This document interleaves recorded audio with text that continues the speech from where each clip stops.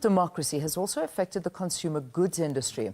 The industry has experienced growing consumer demand, creating a need for an industry body. The Consumer Goods Council provides this platform where industry players meet and collaborate on non-competitive matters for the ultimate benefit of the consumer.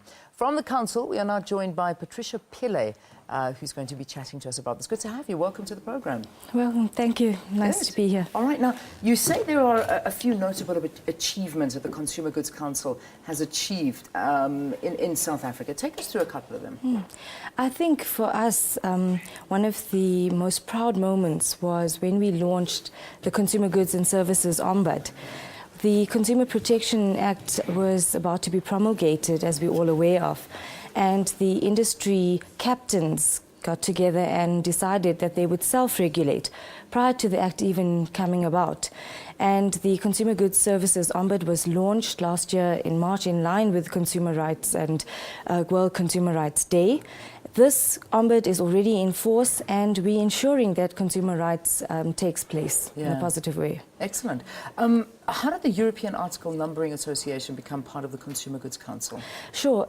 It was actually an amalgamation of 3 industry bodies that were in place in South Africa, the Grocery Manufacturers Association being one of them, as well as ECR, which is Efficient Consumer Response. So there were these 3 bodies that existed, all representing the industry, and industry players once again felt that there was no reason that 3 different associations representing the same bodies be separate. We joined forces in 2002 and Consumer Goods Council was formed. Let's talk about the actual aim of the Consumer Goods Council. What is it that they're hoping to achieve? Well, we have 3 pillars. We play an advocacy role, we play a lobbying role. Like you said, we collaborate on non-competitive matters. So we represent the industry. We partner with government on matters that impact the consumer ultimately and protect the consumer. Yeah. Give us some examples of things that you've worked on. So, for example, one of the very important projects that we're working on now is our food recall and safety system. So, for example, if there is a product that goes out into the market and that has to be recalled, we have a system in place that you can actually go out there, press a button, and then we can easily recall that system. I think you are aware that in the past we've had issues with that, and especially, for example, with things like baby food, etc. Once it goes out there, it's difficult to pull it back. But with this system that we've now developed, it's going to be much easier. Excellent. I'm also reading here that you set to implement a system that involves the transporting of cash via air tubes to actually keep the amount of cash that retail systems keep in its hands. Talk to me about this. This sounds interesting. Yeah, absolutely. We're also very excited about this. And Leanne, I must tell you, we always say that consumer goods industry is the best kept secret in South Africa because we do all these projects that help the consumer. This is, as a result of the crime stats in our country, and especially in our industry.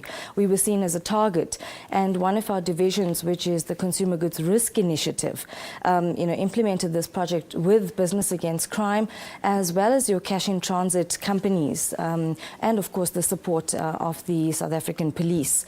And it is a shopping centre initiative in that you have these shafts, literally, that once you've got the cash, you bank it, you push it in, it goes into tunnels, and then that same cash gets circulated as you need it within that shopping centre. So you don't need the cash in transit guys to come in and out, collecting cash, etc. So it's, I'm really simplifying it, but it's a brilliant system. That's it. I know you are simplifying it. I mean, just for laymen, I mean, what does it mean? So I go into a shop, or I own a shop, and do I keep on putting the cash down a tube and it gets sent? Where does it get sent? So nothing. So you have no change in the way you do it. I think the only change is that now your safety is even more protected because what was happening was you were exposed as a person shopping in a shopping centre because of the robberies and the shootings that would happen when the robbers, etc., were trying to rob the cash in transit trucks. So I think that's one of the benefits,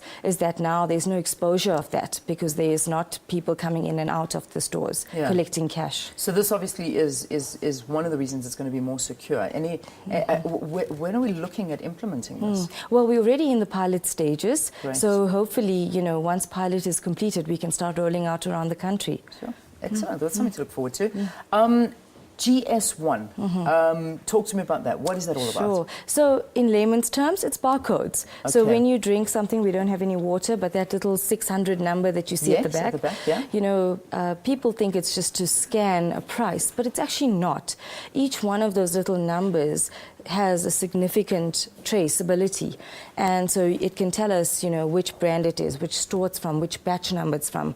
So the traceability element I spoke about earlier on, it links directly back to that. So Global Standards Initiative, you know, GS1, it'd be part of a global, we have the license in South Africa to handle and issue out those 600 numbers in South Africa. So the industry actually turns to us to monitor that, and we ensure that, you know, we create that platform once again where we can actually store this data and make sure that we monitor the data, the use of it. We can put it all into one database, we can do recalls, we can make sure that standards are in place for the industry. So it's a powerful tool that we have in terms of GS1. So many exciting things happening. It was great having you here in the studio to talk to us about them, because I'm sure it's a lot of things that people are completely unaware of. I mean, we do this on a daily basis, i.e. shop and buy things, but we have no idea what we're actually doing. But Leanne, if I can just say that, you know, it's little things that, as you said, we ignore. I mean, when you see those long lines, when you walk into a ShopRite Checkers, a Pick n Pay, or the Cambridge store as part of the Massmart group, they're not necessarily shopping all the time. Sometimes they're actually on a monthly basis receiving their social grants. So when you talk about democracy, when you talk about what the industry is doing, you know, for the country, you know, we don't get anything out of that from an industry, but we're giving back to the consumer. We're creating a safe place for people to receive their social grants. We also, in terms of our pharmacies now, which are in store, you've seen that, you know, where you can actually go into, part of your shopping basket is your medicines. And now with our stores being located in the outlying areas, you go in, get your medication, and you're safe, and you leave your store as part of your shopping basket. So we're really out there trying to do the best for the consumer. Good. Well, Patricia, thanks for talking to us. Patricia Pillay is from the consumer goods industry, and just talking to us about some of the incredible things coming. The world has also recognized the growth of the consumer goods industry in South Africa, and as a result, they'll host the Global Consumer Goods Forum Summit here in 2016, which is a great thing. A first for the country and, of course, the continent as well. Over 400 business leaders representing in excess of 2.3 trillion euros in value annually, and employs more than 10 million people directly and over 90 million across the value chain globally. It'll be held in Cape Town, South Africa, for a week to attend the summit. Now, this provides an opportunity for South Africa to showcase its ability as a premier foreign direct investment in emerging markets as well. All right, so moving on to our market indicators.